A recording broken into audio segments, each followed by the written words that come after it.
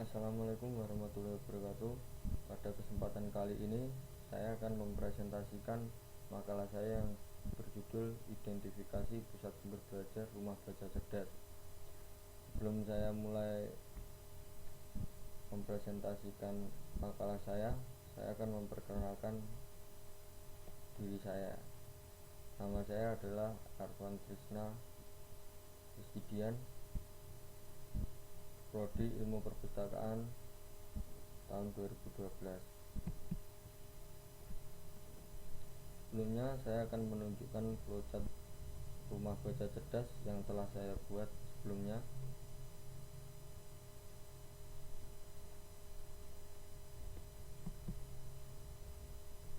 Selanjutnya,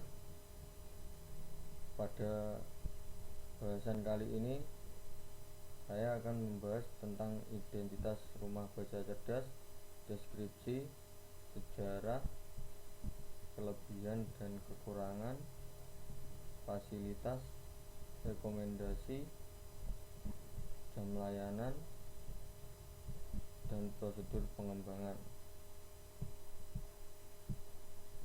Yang pertama saya bahas adalah identitas dari rumah baca cerdas. Rumah baca cerdas ini adalah milik pribadi dan alamatnya ada di Jalan Puncak Borobudur, Palem Jingga, Kafling 1213, Permata Jingga, Malang.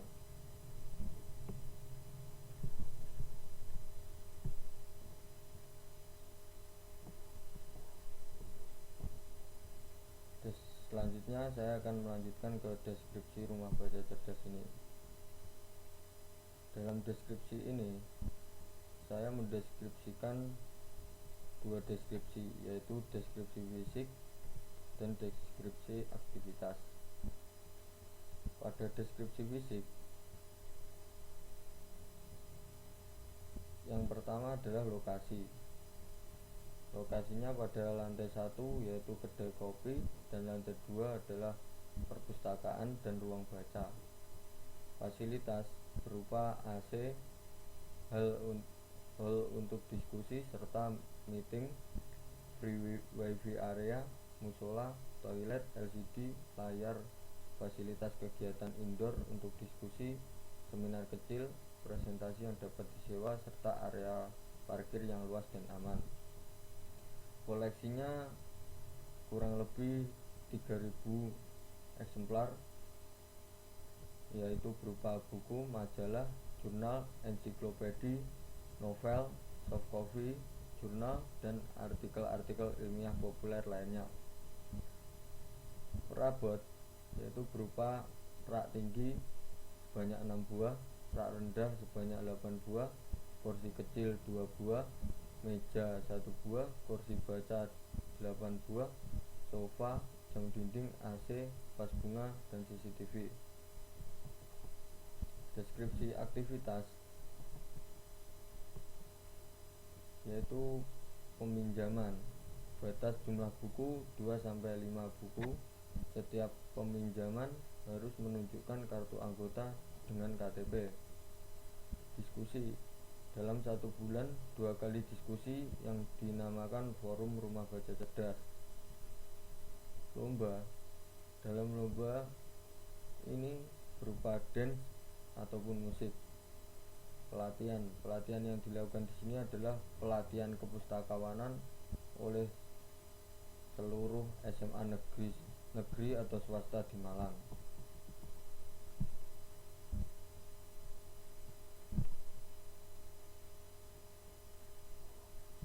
Selanjutnya saya akan melanjutkan presentasi saya ke sejarah dari rumah baca cerdas ini. Rumah baca cerdas atau yang biasa disingkat RBC diresmikan oleh pendiri sekaligus pemilik pribadinya, yaitu Profesor A. Malik Fajar, bertepatan dengan peringatan Nuzulul Quran 17 Ramadan 1426 Hijriah atau 22 Oktober 2005. Mengusung semangat Iqra, merintis gerakan membaca untuk membangun bangsa mendorong masyarakat bangkit bahwa sesungguhnya yang dihadapi adalah krisis semangat berbangsa, spirit untuk berubah. Perubahan ke arah kemajuan dan peradaban akan terjadi dengan mengubah budaya membaca masyarakat kita. Ke depan diharapkan benar-benar tercipta masyarakat belajar atau learning society, sebuah kondisi belajar yang jauh dari kesan formal.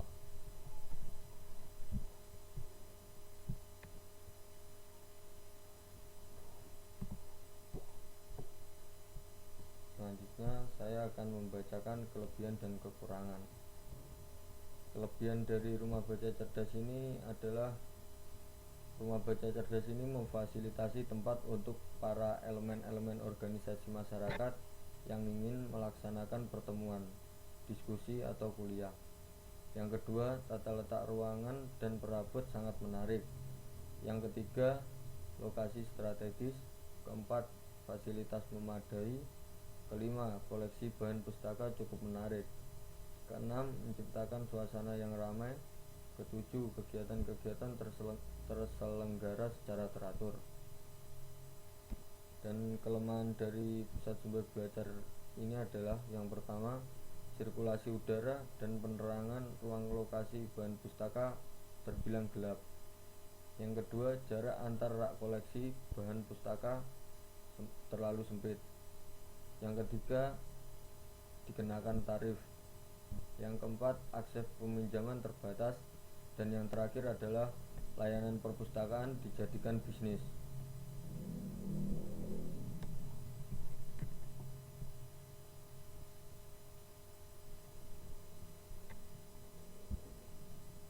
Lalu saya akan menjelaskan fasilitas-fasilitas yang ada pada rumah baca cerdas ini. Yang pertama adalah kedai kopi rumah baca cerdas, disediakan sebagai teman bersantai sambil membaca atau sekedar browsing internet.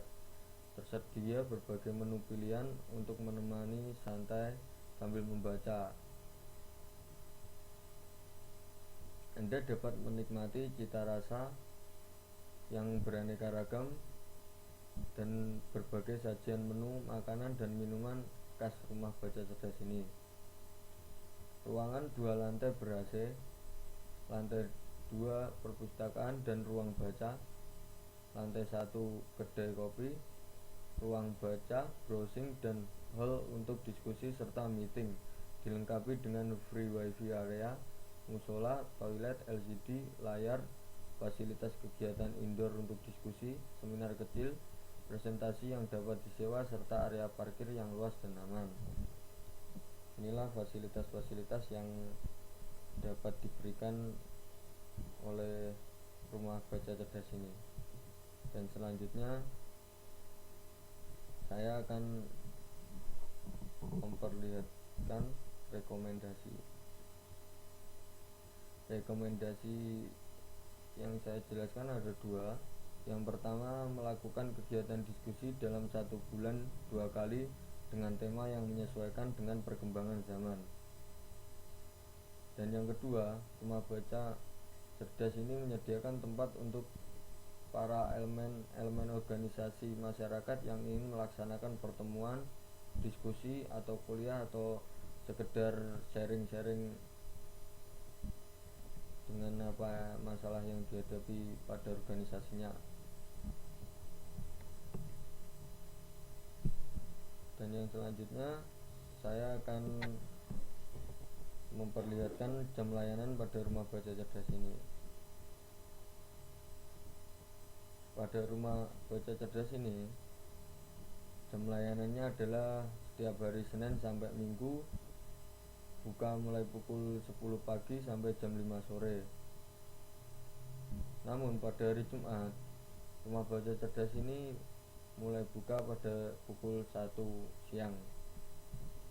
Ini adalah kebijakan jam layanan yang diberikan rumah baca cerdas ini kepada pengunjung.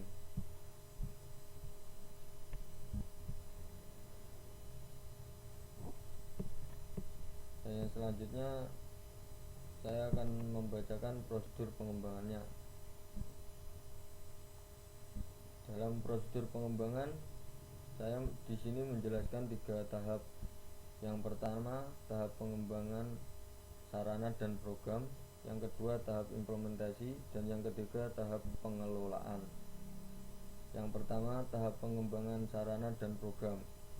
Seiring dengan perkembangan ilmu pengetahuan dan teknologi, terutama perkembangan teknologi informasi, maka pengembangan pusat sumber belajar juga harus berorientasi pada pemanfaatan teknologi informasi.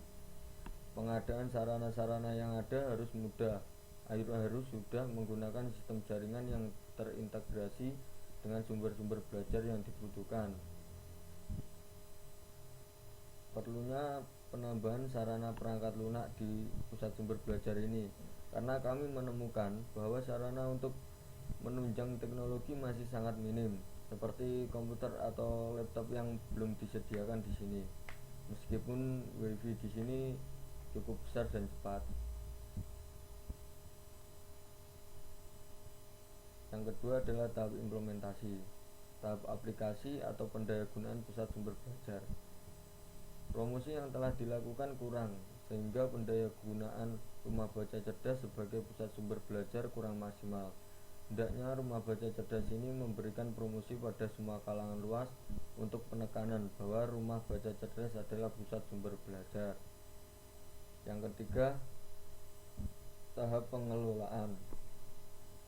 Kegiatan yang berkaitan dengan pengadaan, pengembangan atau produksi dan pemanfaatan sumber belajar serta upaya untuk terus memperbaiki dan meningkatkan sarana dan program-programnya. Hendaknya rumah baca cerdas tidak menggunakan sistem komersial atau pemungutan biaya pada setiap proses layanannya.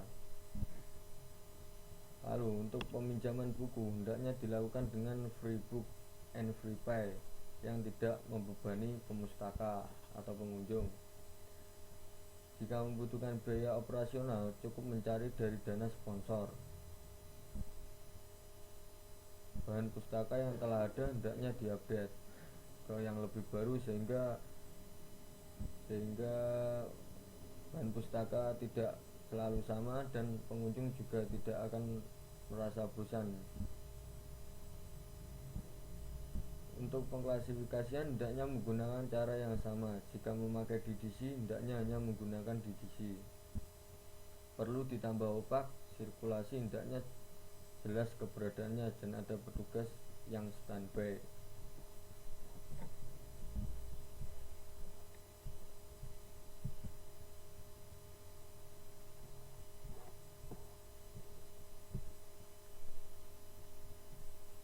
Mungkin sekian presentasi dari kami. Maksud saya dari saya. Semoga bermanfaat. Jika ada kurang lebihnya mohon maaf. Wassalamualaikum warahmatullahi wabarakatuh.